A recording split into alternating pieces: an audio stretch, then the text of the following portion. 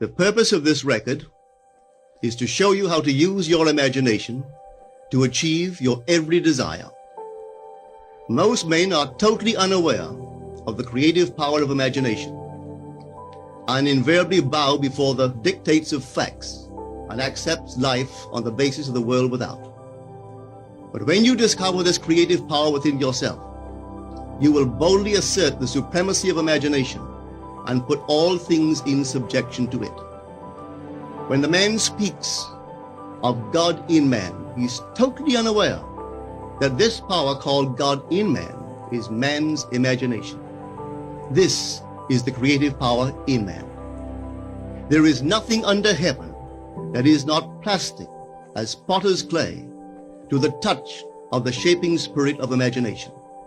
Once a man said to me, "You know, Neville, I love to listen to you talk about imagination. But as I do so, I invariably touch the chair with my fingers and push my feet into the rug just to keep my sense of the reality and the profundity of things." Well, undoubtedly he is still touching the chair with his fingers and pushing his feet into the rug. But now let me tell you another one who didn't touch with her fingers and didn't push that foot of hers onto the board of the streetcar. It's the story of a young girl, just turned 17. It was Christmas Eve, and she is sad of heart. For that year, she had lost her father in an accident, and she's returning home to what seemed to be an empty house. She was untrained to do anything, so got herself a job as a waitress. This night is quite late, Christmas Eve. It's raining.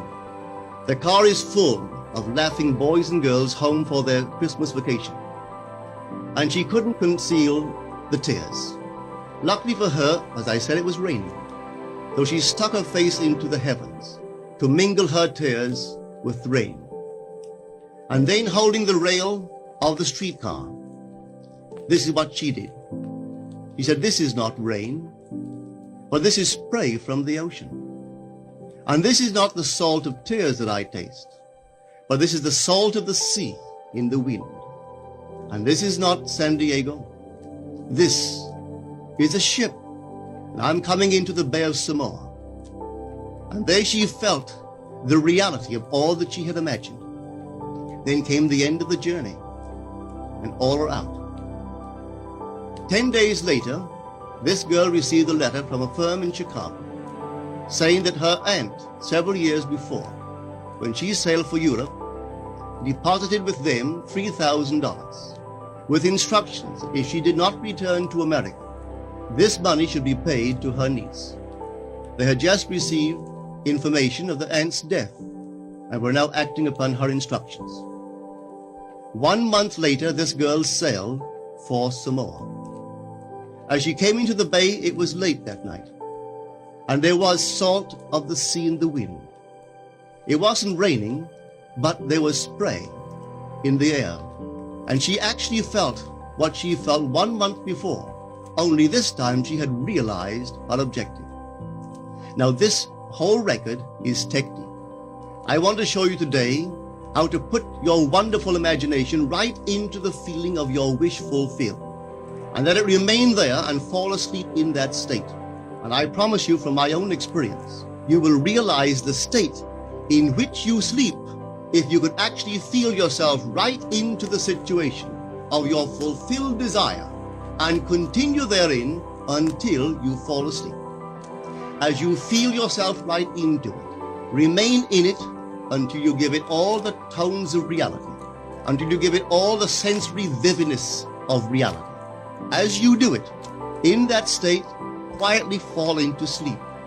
And in a way you will never know, you could never consciously devise the means that will be employed, you will find yourself moving across a series of events leading you towards the objective realization of this state.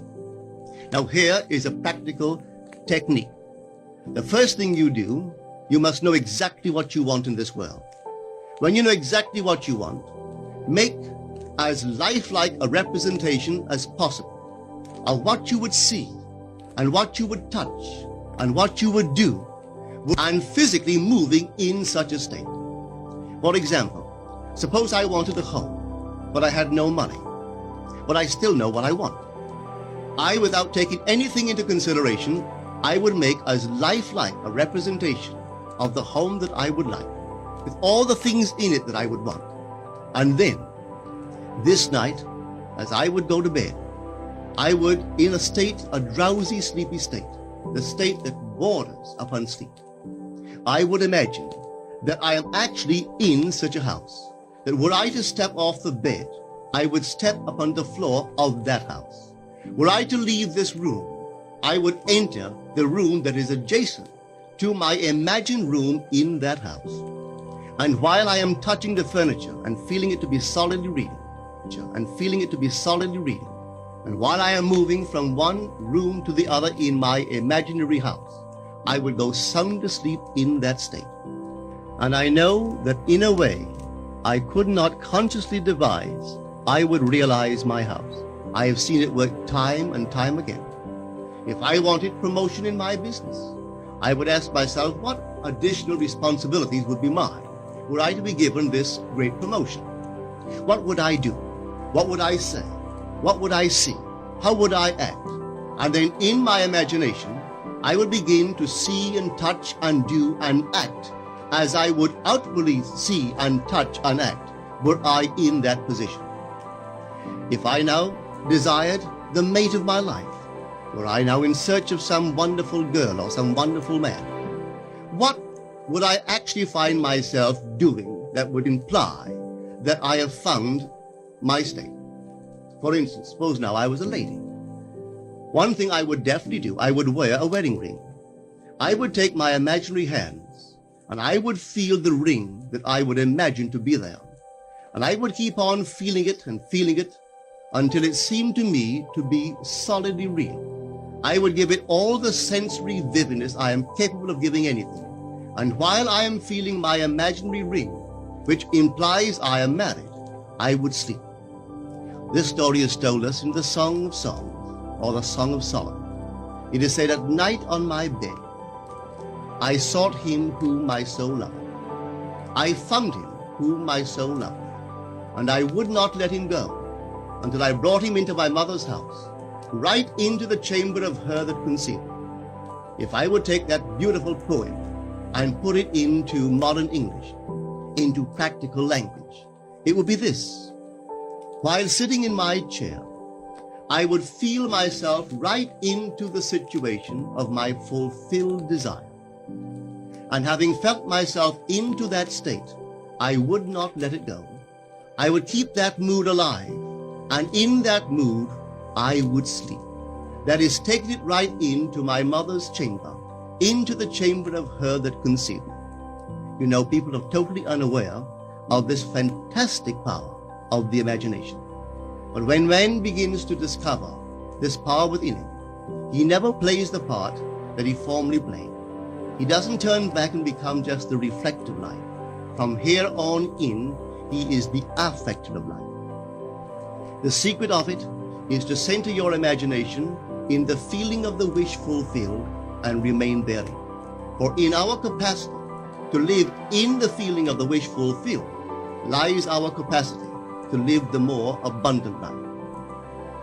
Most of us are afraid to imagine ourselves as important and noble individuals, secure in our contribution to the world, just because at the very moment that we start our assumption, reason and our senses deny the truth of our assumption.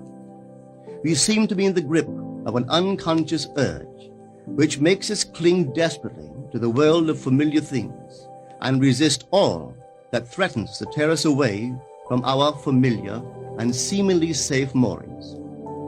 But I appeal to you to try it. If you try it, you will discover this great wisdom of the ancients, for they told it to us in their own strange, wonderful, symbolical form. But unfortunately, you and I misinterpreted their story and took it for history when they intended it as instruction to simply achieve our every objective. You see, imagination puts us inwardly in touch with a world of states.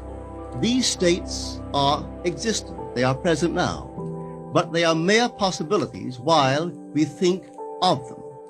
But they become overpoweringly real when we think from them and dwell in them. You know, there's a wide difference between thinking of what you want in this world and thinking from what you want. Let me tell you, when I first heard of the strange and wonderful power of the imagination, it was in 1933 in New York City. An old friend of mine taught it to me. He turned to the 14th of John, and this is what he read. In my Father's house are many mansions. If it were not so, I would have told you. I go to prepare a place for you. And if I go and prepare a place for you, I will come again and receive you unto myself, that where I am, there ye may be also. He explained to me that this central character of the Gospels was human imagination. That mansion was not a place in some heavenly house, but simply my desire. If I would make a living representation of the state desired, and then enter that state and abide in that state, I would realize. At the time, I wanted to make a trip to the island of Barbados in the West Indies, but I had no money. He explained to me that if I would that night, as I slept in New York City, assume that I was sleeping in my earthly father's house in Barbados, and go sound asleep in that state, that I would realize my trip. Well, I took him at his word and tried it. For 1 month, night after night, as I fell asleep, I assumed I was sleeping in my father's home in Barbados. At the end of my month, an invitation from my family came, inviting me to spend the winter in Barbados. I sailed for Barbados the early part of December of that year. From then on, I knew I had found this Savior in myself. The old man told me that it would never fail. Even after it happened, I could hardly believe that it would not have happened anyway.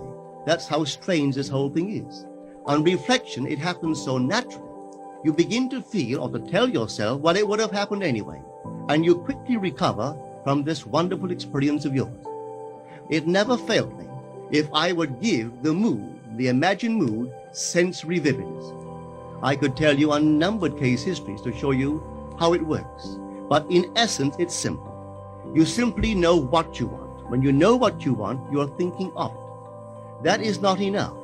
You must now begin to think from it. Well, how could I think from it? I am sitting here, and I desire to be elsewhere. How could I, while sitting here physically, put myself in imagination at a point in space removed from this room and make that real to me? Quite easily. My imagination puts me in touch inwardly with that state. I imagine that I am actually where I desire to be. Now, can I tell that I am there? There is only one way to prove that I am there. For what a man sees when he describes his world is as he describes it relative to himself. So what the world looks like depends entirely upon where I stand when I make my observation. So if, as I describe my world, it is related to that point in space I imagine that I am occupying, then I must be there. I am not there physically, no, but I am there in my imagination. And my imagination is my real self. And where I go in imagination and make it real, there I shall go in the flesh also. When in that state I fall asleep, it is done. I have never seen it fail. So this is the simple technique on how to use your imagination to realize your every objective. Here is a very healthy and productive exercise for the imagination. Something that you should do daily. Daily relive the day as you wish you had lived it, revising the scenes to make them conform to your ideals. For instance, suppose the day's mail brought disappointing news. Revise the letter.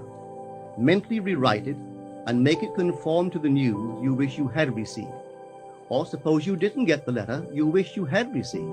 Write yourself the letter and imagine that you received such a letter. Let me tell you a story that took place in New York not very long ago. In my audience sat this lady who had heard me numberless times. I was telling the story of revision, that man, not knowing the power of imagination, he goes to sleep at the end of his day, tired and exhausted, accepting as final all the events of the day. And I was trying to show that man should, at that moment, before he sleeps, he should rewrite the entire day and make it conform to the day he wished he had experienced. Here is the way a lady wisely used this law of revision.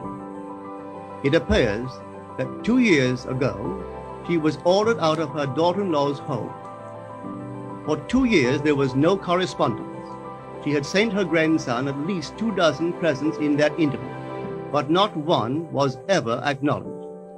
Having heard the story of revision, this is what she did. As she retired at night, she mentally constructed 2 letters. One she imagined coming from her grandson, and the other from her daughter-in-law. In these letters they expressed deep affection for, and wondered why she had not called to see them. This she did for 7 consecutive nights, holding in her imaginary hand the letter she imagined she had received, and reading these letters over and over until it aroused within her the satisfaction of having heard. Then she slept. On the 8th day, she received a letter from her daughter-in-law. On the inside there were 2 letters, one from her grandson and one from the daughter-in-law. They practically duplicated the imaginary letters that this grandmother had written to herself 8 days before. This art of revision can be used in any department of your life. Take the matter of health. Suppose you were ill. Bring before your mind's eye the image of a friend. Put upon that face an expression which implies that he or she sees in you that which you want the whole world to see. Just imagine he is saying to you that he has never seen you look better, and you reply, I have never felt better. Suppose your foot was injured.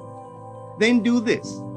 Construct mentally a drama which implies that you are walking, that you're doing all the things that you would do if the foot was normal, and do it over and over and over until it takes on the tones of reality.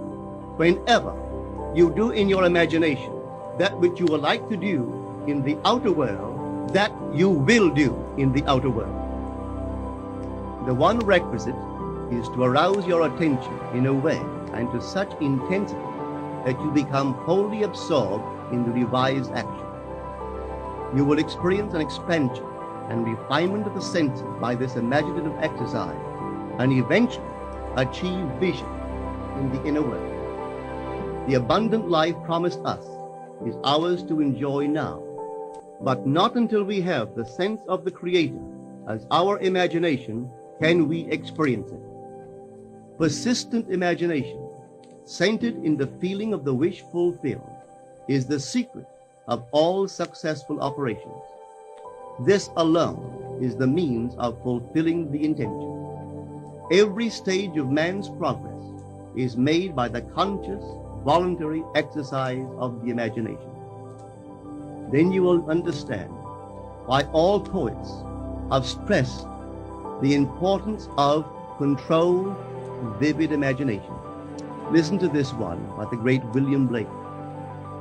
In your own bosom you bear your heaven and earth, and all you behold, though it appears without, it is within, in your imagination, of which this world of mortality is but a shadow. Try it, and you too will prove that your imagination is the creator. If you found this video valuable, please leave a comment below. I would love to hear your feedback. And if you'd like to learn more about how you can be the best version of yourself so you can create the life you want, please subscribe, and I'll see you in the next video.